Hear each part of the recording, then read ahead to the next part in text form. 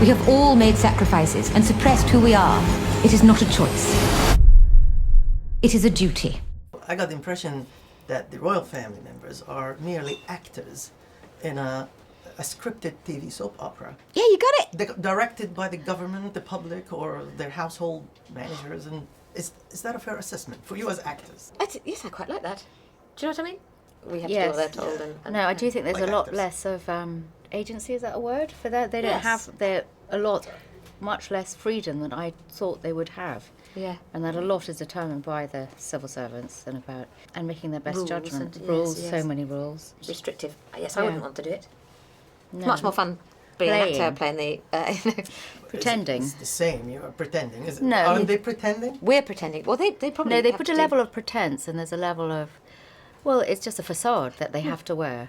And I think that's the strength of why we can actually do a show, because the facade is so mysterious. We can go, "Ooh, project what's and it like think, behind?" what's happening on behind the doors? The smoke and the mirrors, the mystery and the protocol, it's not there to keep us apart, it is there to keep us alive. That's exactly my question to you, Olivia, because watching you playing her, I forgot that I was watching you. I thought I was watching her. How lovely. But then That's I thought nice. to myself, okay, but is she really like this? Dunno. Inside their house with her kids and her family? Well, that's what we don't know. And So how did you come up with that? I the didn't, performance Peter Morgan did. behind the facade. You just go with what's written down, and that you're made to look. You make it look, and you have directors parts, who are also part of great season 1 directors. and 2, so they tell us a lot. We inherit a lot, and saying, look, this queen is someone who doesn't express feelings. There's a lot of point of view in it. It is a dramatic exercise, not a documentary. It leaves her to be herself, and it leaves us to have fun, and not fun, but make educated and dramatic choices. Well, there's an awful lot of research that goes into it. So Peter has a big research team. He says, 100% of his job, 70% of it is doing the planning. So we do know where the Queen has been almost every day of her life as monarch, because it's the court circular, it's recorded, and then he joins the dots. So if she's been there and that's happening outside the world, and Margaret's there at that point, they probably talked about that, and then so it's guesswork and fictional, and then there are some Certain things that he makes which are dramatic. Elder sister, younger sister, number 1 and number 2. Who's number 1? You. She knows it too. Yes, I think she does. I don't think she would have been better. I think it wasn't. She It's might not have as been. simplified. No, I think she, on some level, I think Margaret was just somebody being number 2, to whoever. She wasn't necessarily going to be a better, but she just wanted more to do. I think that's a story we're telling, not the reality. Yeah. And just how do you define your role if you don't have one, while your best friend, who was always your peer, has suddenly got one, and there's that sense of abandonment, really. So is that the contrast between the two sisters? Was it created for dramatic purposes, or was it the way it was?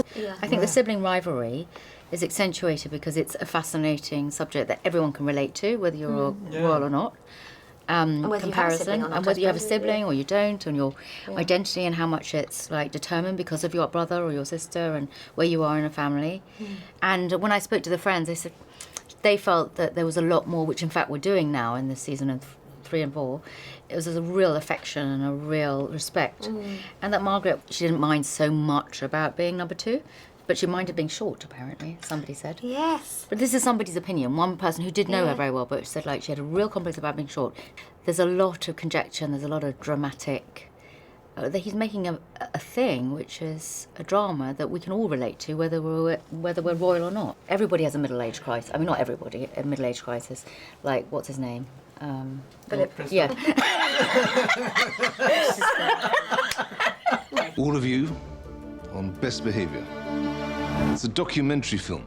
It will follow all of us in our daily lives. I obviously was too young to know him really in his pomp. So through doing my research for the part, I learnt a great deal. I mean, his childhood is pretty tough, He was, in many ways, you could say, orphaned from sort of pretty young age. His mother spending time in mental asylums, his father pretty absent for long periods of his childhood. You know, for any child, that's a tough entry. And so it's hard not to feel that must have shaped the man that we know. But the way the media portrayed him made him sound like a controversial figure. But in the show, he's just a normal guy who's trying to protect his family, isn't he? Yes, I think the show does attempt to humanise them and try and understand what this family is inside the kind of superstructure of the Crown. So actually you're doing what he was trying to do in the 60s, present the humanity of them. Yes, I mean, maybe we're going back and correcting what he didn't manage to do then. It's quite possible, yeah. Yeah. So he must be pleased by it. If he watches it, I mean, the Crown doesn't comment, so we have no sense of what they feel about the show. Where do you think the media got him wrong? I suppose instinctively I feel that one of his challenges is he's going into a lot of rooms where everyone is very polite and slightly tongue-tied and nervous to meet him. And that must be, at times, very boring. I imagine his supposed gaffes are attempts by him to just get conversation going, to sort of make people laugh, to sort of warm the whole thing up, is my instinct. I mean, and so I feel like that's maybe the source of a lot of his gaffes. And he came across as a funny guy, actually. Yeah. Thank you. Wherever you roam. On days like today, ask yourself, in the time I've been on the throne, what have I actually achieved? For the times they are a change.